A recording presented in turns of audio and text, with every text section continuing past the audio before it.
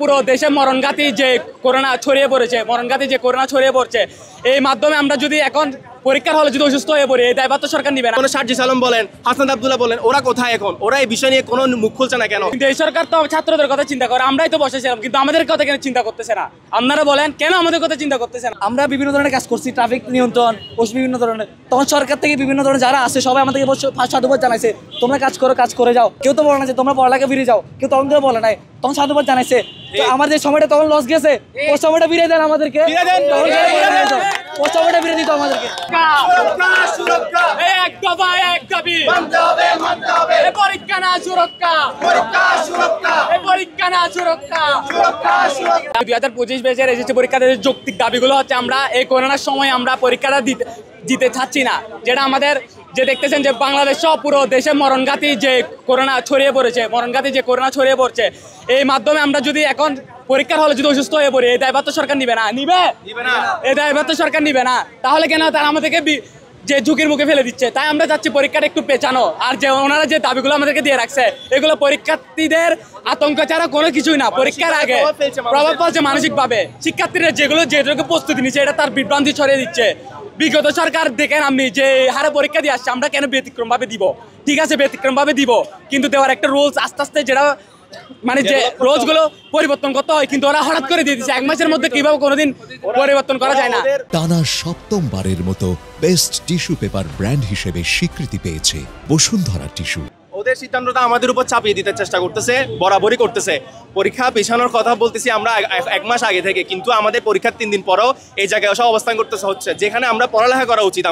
আমাদের বিভিন্ন কর্মসূচি পালন করেছি, সেই জায়গায় মানসিকভাবে আমরা বিভ্রস্ত হয়ে গেছি। এখানে এসে আমাদেরকে শিক্ষা বোর্ডের সাথে কথা বিতর্ক যাইতে হচ্ছে। কেন যেতে হবে? সরকার কি এটা নিয়ে কোনো কথা বলছে না কেন? শিক্ষা বোর্ডের সবাই প্রতিদিনই একটা সিদ্ধান্ত আসবে বলে, কিন্তু কোনো সিদ্ধান্ত এরা আসতেছে না। এটা মানে কি? এরা আমাদের শিক্ষার্থীদের বিভ্রান্ত করা কিছুই না। আমরা করোনা মহামারীর সামনে আপনারা দেখছেন প্রত্যেকটা মানুষ এখানে আছে, তারা সবাই জীবন নিয়ে সতর্কিত। তাই আমরা চাই এত বড় গ্যাদারিং না হোক, আমরা এত গ্যাদারিং করতে চাই না। আমরা শুধু চাই আমাদের দাবিগুলা সম্পূর্ণ সুন্দরভাবে শিক্ষা মন্ত্রণালয় মেনে নিক। এই মেনে নেওয়াটা আমরা চাই। আমরা সর্বোচ্চ দায় দিয়ে চেষ্টা করতেছি, আর আমরা করব এটা। আমরা যতক্ষণ আমাদের দাবিগুলো ইনশিওর করতে পারতেছি আমরা এক বছর ছাড়বো না, আমরা এটা ছাড়বো না। প্রত্যেকটা বোর্ড থেকে পিটিশন জমা দেওয়া হয়েছে, মানে দরখাস্ত সার্কুলার জমা দেওয়া হয়েছে, আমরা চিটাং বোর্ডে জমা দিছি। তারা আমাদেরকে সময় দিয়েছে, তারা এটা পাঠাবে, সচিবালয় পাঠাবে, আমাদেরকে তারা কোনো আপডেট জানায় নাই। এবং ঢাকা শিক্ষা বোর্ড থেকে বলা হয়েছে যে পরীক্ষা হবে এখন পর্যন্ত। এবার আমার একটা বিষয় ক্লিয়ার করতে হবে শিক্ষা বোর্ডকে। আমার সাপোজ করোনা হওয়ার পর আমি কাউকে জানালাম না, কারণ আমার একটা বছর লস হওয়ার আমার থেকে মানে আমি লস করবো না, এই জন্য আমি পরীক্ষা বসবো। করোনা যখন হয়েছে আমি সাপোজ হইলো আমার করোনা, আমি পরীক্ষাতে বসলাম, আমার পাশে আমার স্টুডেন্ট আমার বন্ধু বসলো, ওরও করোনা হইলো, ওর মাধ্যমে ওর ফ্যামিলি হইলো, সংক্রমণ ছড়াই গেল। কারণ আমি ভয়ে বললাম না, কিন্তু সংক্রমণ তো হয়ে গেল। এরপরে যে বিষয়টা আছে 33টা নতুন নিয়ম দিচ্ছে। এই 33টা নতুন নিয়ম আমাদের পরীক্ষা 2 মাস আগে দেওয়া হয়েছে। কিসের নিয়ম? আমার 2 মাস আগে কেন দিচ্ছে? 2 বছর আগে দিত, এখন কেন দিচ্ছে? আমরা কি কোন দোষ করছি? আমাদেরকে চাপাই দেওয়া হচ্ছে বিষয়গুলো। এরপর পরের বিষয় যেটা আসে, আমাদের আন্দোলনের সময় থেকে আমরা বিভিন্ন ধরনের কাজ করছি, ট্রাফিক নিয়ন্ত্রণ বিভিন্ন ধরনের, তখন সরকার থেকে বিভিন্ন ধরনের যারা আছে সবাই আমাদেরকে সাধুবাদ জানাইছে, তোমরা কাজ করে যাও। কেউ তো বলে না যে তোমরা পড়ালেখা ফিরে যাও, কেউ তখন কেউ বলে নাই, তখন সাধুবাদ জানাইছে। আমাদের সময়টা তখন লস গেছে, ওই সময়টা ফিরে দেন আমাদেরকে, ওই সময়টা ফিরে দিত আমাদেরকে। যে 2-3 মাস লস গেছে, ওই 2-3 মাস আমাদেরকে ফিরে দেন। যে বিগত ফেসিস্ট সরকারে যেভাবে ছাত্রদের কথা চিন্তা করতো না, ছাত্রদেরকে যেভাবে রাস্তায় মৃত্যু করে চালিয়েছিল, কিন্তু এই সরকার তো ছাত্রদের কথা চিন্তা করে, আমরাই তো বসেছিলাম, কিন্তু আমাদের কথা কেন চিন্তা করতেছে না?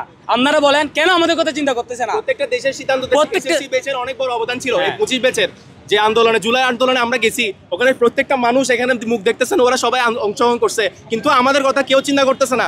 যেমন শারজিস আলম বলেন, হাসান আব্দুল্লাহ বলেন, ওরা কোথায় এখন? ওরা এই বিষয় নিয়ে কোনো মুখ খুলছে না কেন? ওরা অন্য বিষয় নিয়ে বিতর্কতে যাচ্ছে?